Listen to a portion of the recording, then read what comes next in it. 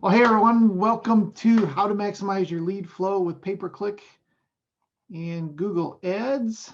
Hope you are doing well. I appreciate you jumping on today.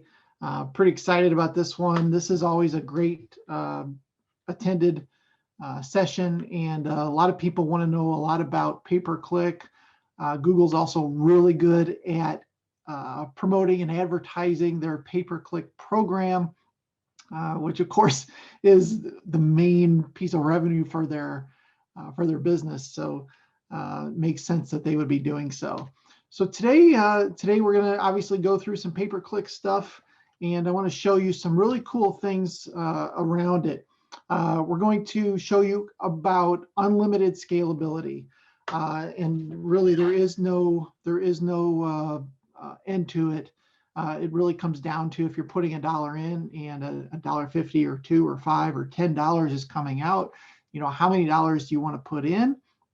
I guess the only limit would be how busy do you want to be? How far do you want to drive? Things of that sort probably would be the biggest limiting factors there. I'm going to show you a couple different examples of some campaigns that are returning a 5 to 15 times ROI, which is obviously fantastic. How to structure your campaigns so that you're not spending a ton of money. A lot of businesses, a lot of window treatment, awning companies, they get these ads from Google, and it's $100 free when you spend 50, I think is the one they're running right now. And so you dump a bunch of money in there and you don't get any results. So we're going to show you some specifics around how to structure that campaign so that it works in your favor. We're also going to talk about KPIs, key performance indicators, tracking landing pages, again, how to structure your campaign. And this is all part of what we call our digital dominance method. As you can see, it is number 2 on the board of all the different things that you could be doing. Obviously, SEO is really the most important thing that you should have as a foundation for your business, and building up your website as your hub for everything that you do, and even your Google ads and things like that. Your website is still the hub and needs to be healthy, have a good SEO foundation, all of those sorts of things already in place. Then you add in Google AdWords just to kind of amplify everything, supplement your good rankings a little bit more, get even more phone calls, especially for some keywords that maybe you're not ranking as well for. And then you can see there's a bunch of other steps of things that you could be doing as well. This is step number 2. So if you would, turn off your cell phone, turn off Facebook. Unless you're watching this live on Facebook, then don't turn Facebook off.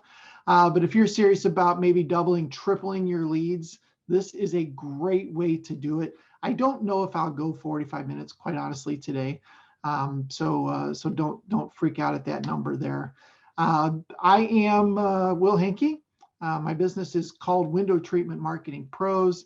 I've been doing this for 23 years now. We are a business that's been around doing this for quite a while. I also wrote a book called Your Internet Marketing Plan for Window Treatment Companies. And I actually so I wrote that book probably 2 years ago now. And I actually just released in the last month or so, brand new, triple your window treatment and awning leads. And it's a big book. It's 250 something pages. Very, very popular book, and excited about that. We are a veteran-owned company. We're a family-owned company. This is my daughter, Amber. She works with me, and she does a lot of the web development. She's our web development lead. So for our clients that have pretty websites, she's the reason for that. I also want to give you a little bit of free stuff at the end. So stick around for that, and I'll show you how you can get a couple things that will help your business out. I also like to make my training sessions interactive. So on your screen, you should see an area where there is a chat function. If you do have any questions along the way, pop them into the chat. I've got the little chat window open here, so I can see that and answer any questions as they come in on the system. All right, let's talk about Google Ads. We are a Google partner. and certified in the AdWords part of that, along with analytics, along with a couple other things. So we've got some experience behind this. But really the big question is, should pay-per-click be part of my overall internet marketing strategy? And we've kind of already shown this in our digital dominance method, that it is one of the steps, right? It is the number 2 in the, if you want to call it an 8-step program, right? It is number 2. It is the big piece that really is a supplement to a great foundation. So yes, obviously that is the answer. You should be doing some things, or there are some advantages, I guess you could say, to this. You can start showing up nearly immediately when you launch a campaign, whereas SEO takes a while and has some tremendous benefits from doing so. But with pay-per-click, if there's some things that you're ranking on page 2 or 3 or 8 for in Google, running an ad, you're right there at the top. You can show up nearly immediately. You can show up as often as you'd like. Obviously, there are some budget constraints to these things, but that is the big thing. And then you can also show up for some non-geomodified terms. So whereas Bobby, who's on here, might be looking to rank for shutters Maui, or drapery Maui, something like that. There are other people that just type in just the thing that they're looking for without any sort of location tied to it. So this is a great way to show up for some of those more generic kind of searches. And as I mentioned, unlimited scalability. You can go as big as you want, which is always great. Now, why a lot of pay-per-click campaigns fail, and I kind of started to touch on this, it seems like a lot of companies put money into pay-per-click, put money into AdWords or Google Ads, and then don't have great luck with it. This is part of the reason. So first of all, failure to understand kind of how the auction process works, and it's not a simple thing that I could explain. But they do have an auction process. They also have some other things that they judge your ads by. And so it's not all about just spending the most money. It's also about writing the best ad, which we'll talk a little bit about.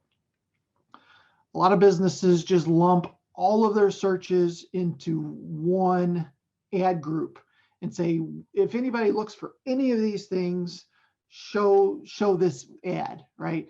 And that's really not the best way to go about that. We'll talk a little bit more about that.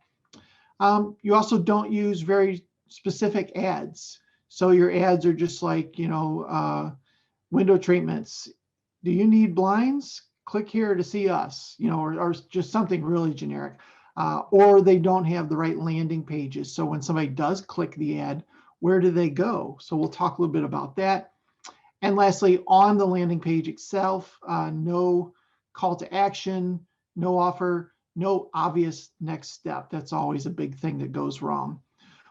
Probably the biggest thing that I've seen go wrong with pay-per-click ads is that you, again, create all these different keywords that you want to rank for, and you dump everybody to your homepage. And probably not the best use of your money, quite honestly. And especially if you dump them to a page, let's say they typed in shutters Maui, like I said earlier, and they land on the homepage. Now they have to go find the shutters page. So that's a big problem, and you don't want to force people to have to click to find. It's a much better user experience if they land on the page that ties back to what they typed in the first place.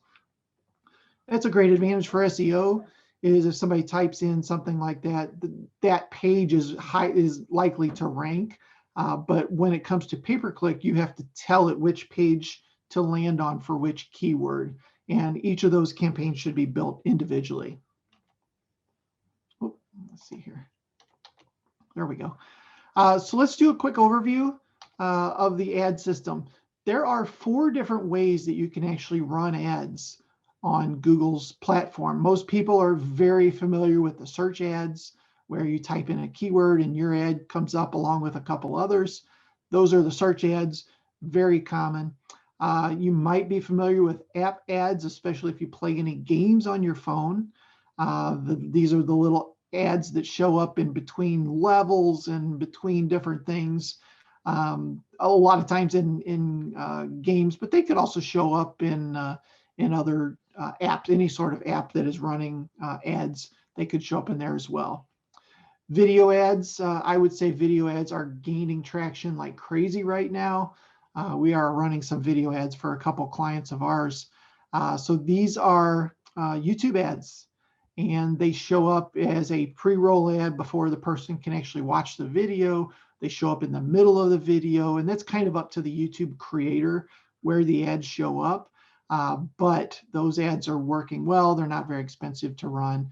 Obviously, you have to create a video first. And then lastly, display ads. These are ads that show up on other websites and other Google properties, if you will, and still push people back to whatever that advertiser is. Typically, they match whoever the advertiser is to whatever they're showing on that particular page. There's some really cool things you can do with custom audiences too. You can actually upload a list of past customers, for example, and then only show them ads. Maybe it's a, hey, come back or get an awning cleaning, right? And the only people that see this is the people that you've uploaded that you've previously done business with. Great way to kind of re-engage some past customers. You can, by the same thing, exclude those people. So upload that list and say, show our ads to everybody except these people, right? So that only new people see your ads. And then you can also build audiences now. You can upload your customer list. Google has a lot of demographic related data on us nowadays.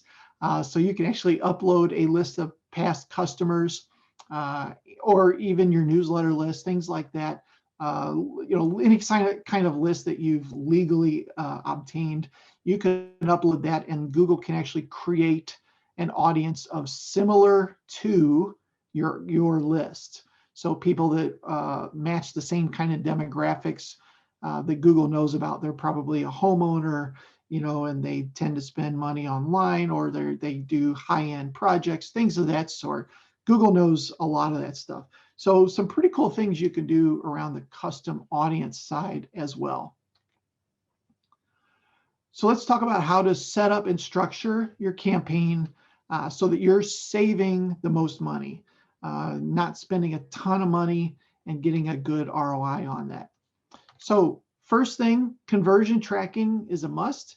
Conversion tracking is when somebody does click on your lead or click on your ad, comes to your website, fills out the form or picks up the phone or whatever, you're able to track that backwards to it coming from an ad.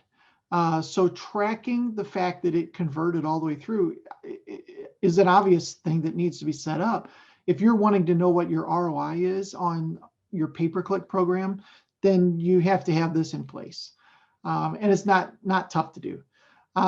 Your ad has to be broken into smaller groups. So as I mentioned earlier, you don't lump all of your keywords into just one ad group and show everybody the same thing.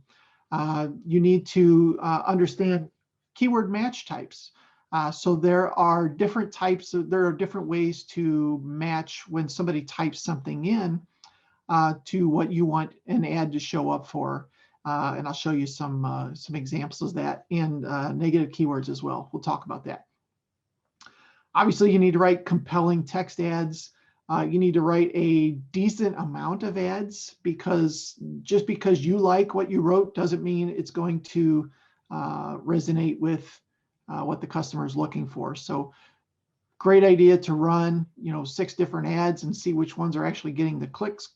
Turn off the ones that aren't working, maybe even write some more, so you're consistently making them better and better, and obviously better than your competition. Leverage ad extensions to make your ad stand out. Check out this ad on the right from 3-Day Blinds. Look at all the extra stuff they've got there. Schedule now, design styles, curtains and drapery, shades. It's just their normal ad, but then they have what's called ad extensions. And we'll talk a little bit more about this again too. But they have their ratings, right there. And then they have all these other things. Look how much they're just pushing their competitors down. It's, you can see the other two ads down there below that, innovative openings in Colorado Space Solutions. They're taking up as much room as 2 or 3 of the other guys. So definitely worth looking into that. Make sure you land your visitors on a well thought out page. And if you've got an SEO program in place, that might be your product page for that particular thing. AdWords also has the opportunity to do split testing, tweaking, fine-tuning, some of the things I've mentioned already. Do not forget about conversion tracking. It's definitely important.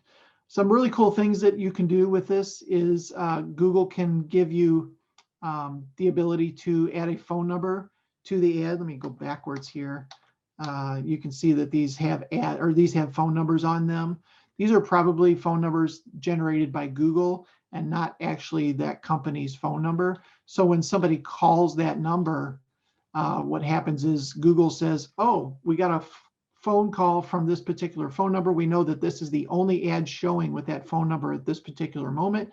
So that's how you can tie that all together when it comes from a phone number, when they never even visited your website, right? They saw your ad on Google, they picked up the phone and they dialed.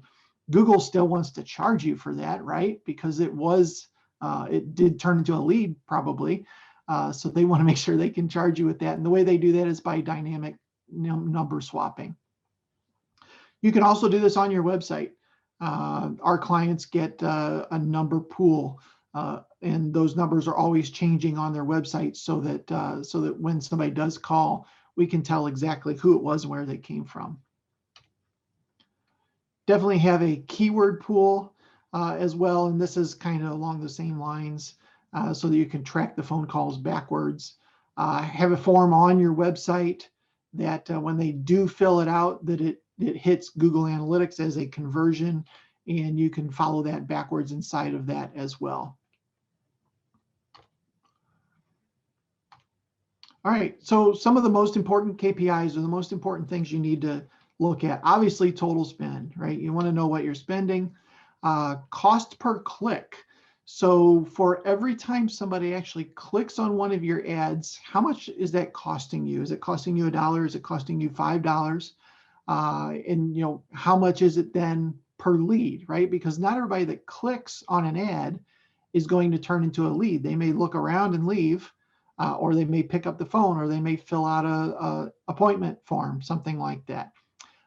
In our estimations, window treatments is seeing around a $15 to $35 per lead, and awnings $35 to $70 per lead.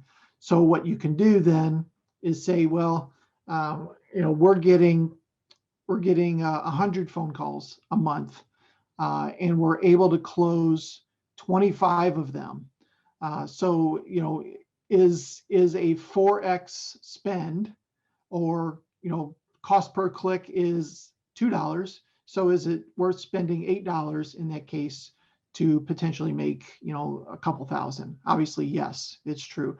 But even with these numbers at the awnings level, is it worth $70 if you're closing 25% of them?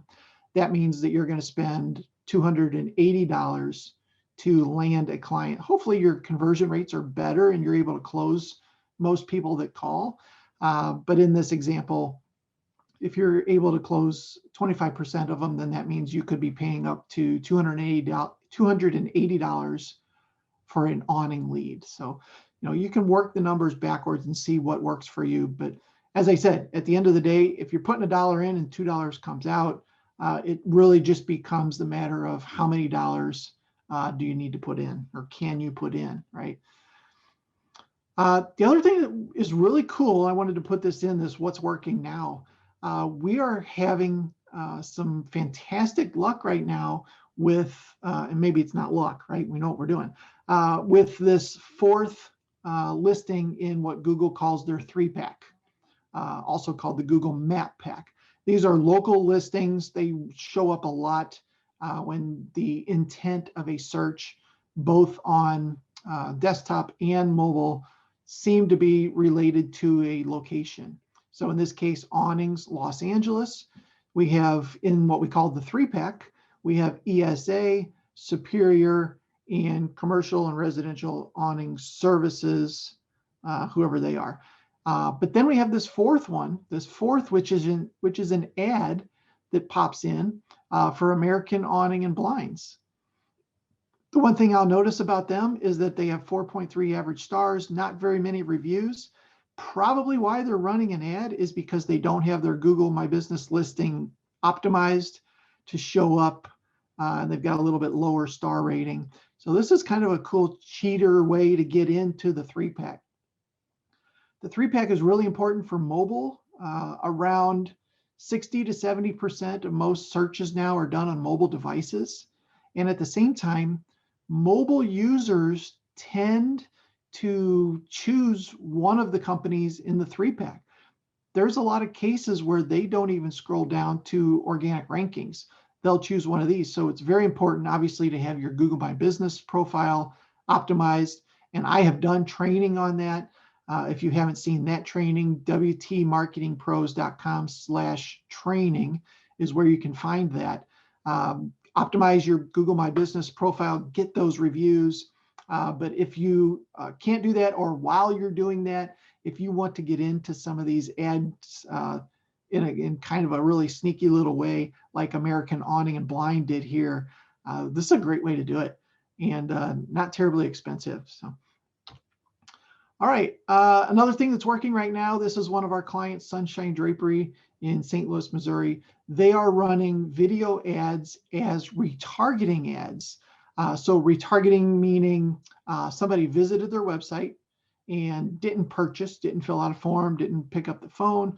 Then they went to YouTube a day or two later to watch something, who knows what. And this ad shows up prior to them being able to watch the video they clicked on. So a great way to remind people again about your business, because sometimes people visit a website and the doorbell rings, life gets in the way, things happen, the baby starts crying, whatever it happens to be, right? Then they close your window, and when they get back and they go on to something else. So retargeting ads are just phenomenal for this kind of stuff. So let's talk again a little bit about structuring. I've mentioned a lot of these. Make sure that you're breaking into smaller ad groups so that it matches. When somebody types in shutters, they land on an ad, or they see an ad that is about shutters, and they land on a page that is about shutters. There's a couple different ways to go about doing this. You can have a brand campaign, which is somebody types in your actual brand name.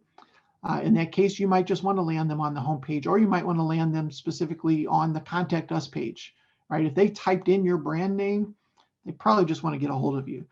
So have a campaign set up for that. Have a general window treatments or awning ad group set up so that if somebody's typing those kind of things in, that you can answer those questions, have ads that match that. Susie's asking, will we be able to access this training later? Yes, Susie. wtmarketingpros.com/training is where we post all of the replays, and I will send out an email about it later as well. So hopefully that helps you. So there are a lot of different things, obviously different ways that you can break these into smaller groups. Also very important that you make sure that you track all of this, and you can do this inside of Google Analytics. So you can see which ads are working well, which ads are getting clicks, which ads are not getting clicks, all of these different things. And as I said, you can see in this case, the third ad was not working well, so we turned it off. You can see the first two had 22 clicks, 11 clicks, and the third one had 0. So it only made sense that we turn that ad off. It's obviously not resonating with our audience. As far as keyword types, I kind of mentioned these earlier. Broad match is just, if somebody types in any of these phrases or any of these words, no matter what order. So even though we have Draperies Dallas here, if somebody typed in Dallas Draperies, your ad would still show. So it's really just any combination of these words along with any other words, right? What are the draperies in the show Dallas? That would actually show your ad, even though obviously that was not a good search. So broad match, not always the greatest option. You can have a modified broad match, which again means these two words must show up, but others could. So by adding the plus, meaning these two words have to show up in the search. Phrase match, probably one of my favorites, going to get you a lot less traffic, but it's going to be much more targeted traffic, right? Because it's only going to show your ad if this exact phrase was typed in. So in this case, awnings in Dallas. So if somebody typed that specific thing in, then your ad would show up. Sorry, that's phrase match. So they could say, sorry, for phrase match, they could say, where can I find awnings in Dallas? And your ad would show up because awnings in Dallas is part of that phrase. And then exact match is only if they type this exact phrase in with no other words. So a lot of different ways to do the keyword match. So very important. At the same time, you can also add negative keywords. For instance, anybody typing in Dallas Drapery Jobs, right? Or Dallas Drapery Association. I don't know if that's a thing, but if they did type that in, if any of the negative keywords that you've added into your list kick in or show up, then your ad will not show that way as well. So definitely worth building a negative keyword list. Also, don't forget about misspellings. Here's an example of somebody who was looking for sunshine drapery, misspelled it. So this would be something that came up on our radar, and we'd say, oh, let's go ahead and add this to our brand search. If somebody does type this misspelling in, they're probably still looking for us. They just fat fingered it. Competitor names. This is another great way to go about it too. In the same client, we also saw here that somebody was looking for a competitor. So I see no reason for us not to run an ad when somebody types in that particular phrase, that our ad shows up for Sunshine Drapery. And you can see this happening. This is a screenshot from YouTube. This is not a Google search. This is a YouTube search for Sunshine Drapery. And we can see that even before I see the Sunshine Drapery YouTube channel, I have to deal with 3 ads, 2 of which happen to be competitors. So these guys are running in the same AdWords platform. They're just showing on Google or on YouTube in this case. But Proctor Drapery is definitely a local direct competitor. 3-Day Blinds, obviously more of a global or at least a nationwide company. But yeah, pretty impressive what they're doing.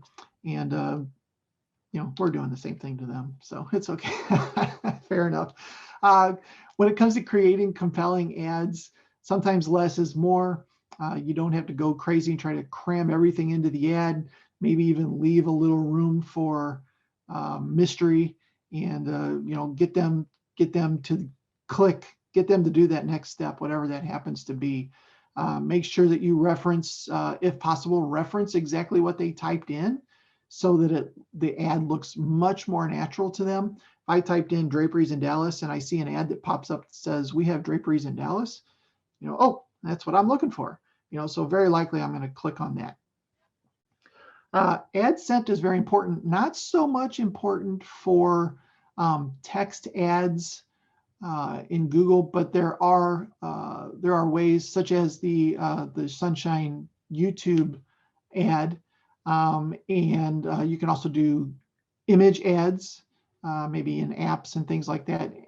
Anyway, if you have some sort of a graphic related thing that it matches your colors, maybe matches your fonts, so that when somebody clicks the ad and they land on your landing page, it still smells the same, right? You don't want to have an ad, let's say a YouTube ad, and you've got it's bright red and orange, you know, and all this, and then when they land on the website, it's totally different, you know, and it's yellow and blue or something like that.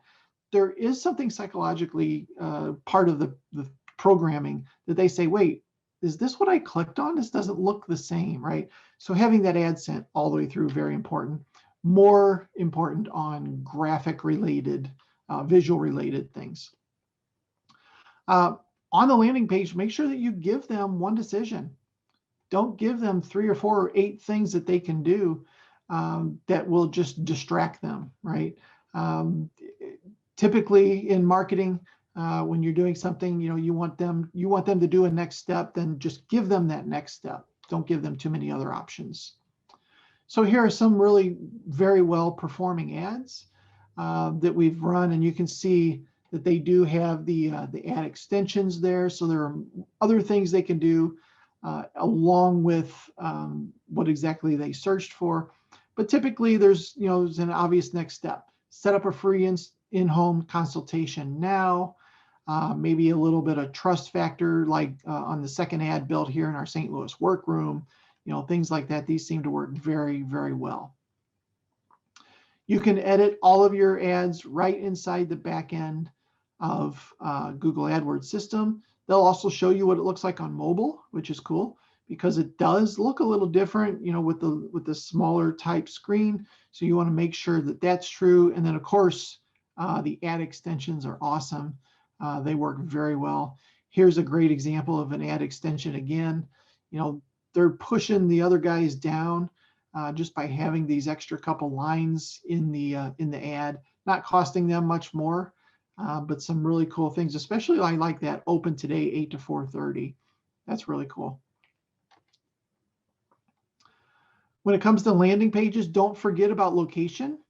If they're searching for window treatments near Kirkwood, in this case, land them on that page. If they're looking in Sunset Hills, then land them on that page. Again, ad sent is very important, that it matches up wherever whatever they were looking for, that it matches where they thought they were going to go. So in review, make sure that your conversion tracking is set up. Make sure that you're not running one massive campaign and that you're breaking this up into smaller ad groups. Make sure that you understand keyword match types. I went through that pretty good. Don't forget about those negative keywords so that people looking for jobs aren't costing you a click. And not that you don't want those people, but you don't want to have to pay to run those ads typically. Make sure that you run ads that resonate, and don't forget about those ad extensions. Always very important to have those in there and land them on a page that makes the most sense. Here are some different ways to look at, this is a plumbing site, but you can see some of the different ad groups, and each different service has its own kind of ad group. So that works out very, very well. And then you can show ads that match, and kind of the exact thing I was talking about. Don't forget about tracking your KPIs. In most cases, there are plenty of dashboards out there and different things that you can do. And we have a dashboard for our clients as well that can get into this. So they can see, okay, our pay-per-click generated 70 calls. It cost us $2,000. Average was $28 per lead. We were able to close X number of those. So we know that turned into $20,000 in work, or whatever that number happens to be. Lastly, if you're hiring a pay-per-click person, there are a lot of questions to ask, and a lot of those are ones that I've kind of gone through.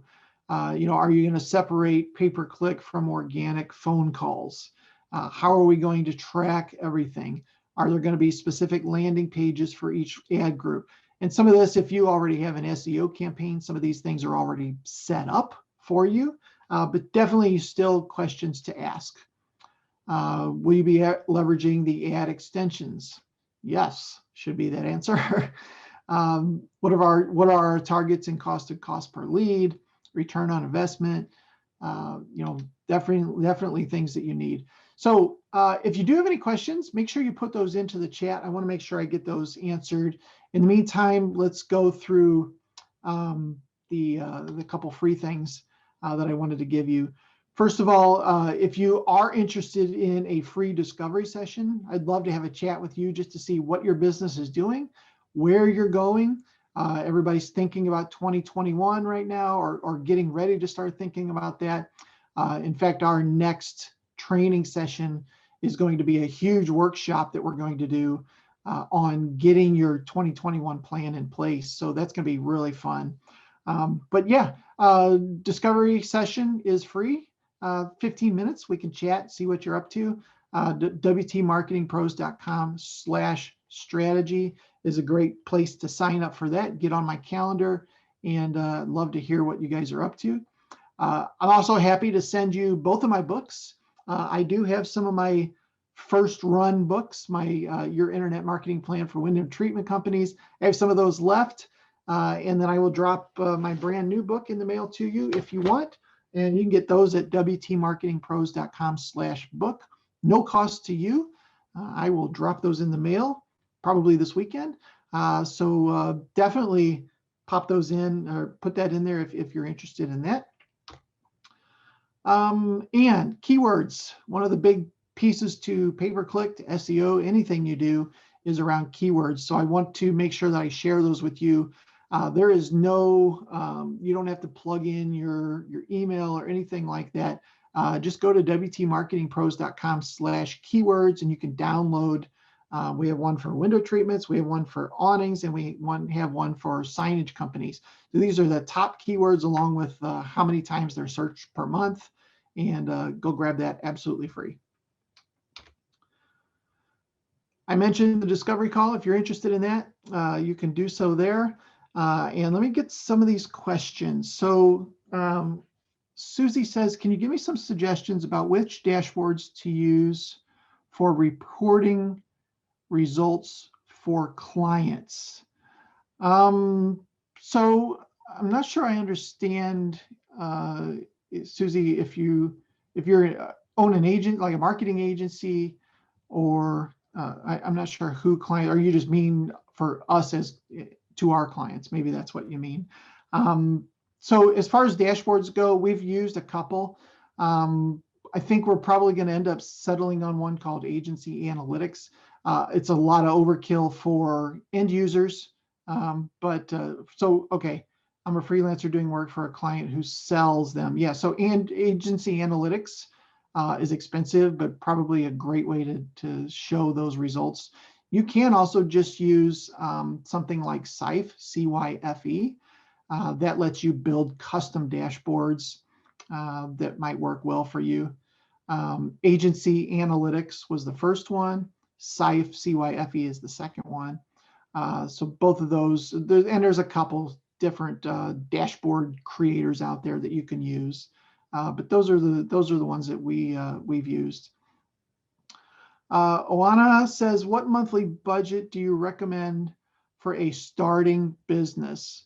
So this is a tough one. So pay-per-click is a great way to get started and get some of that immediate traffic, right?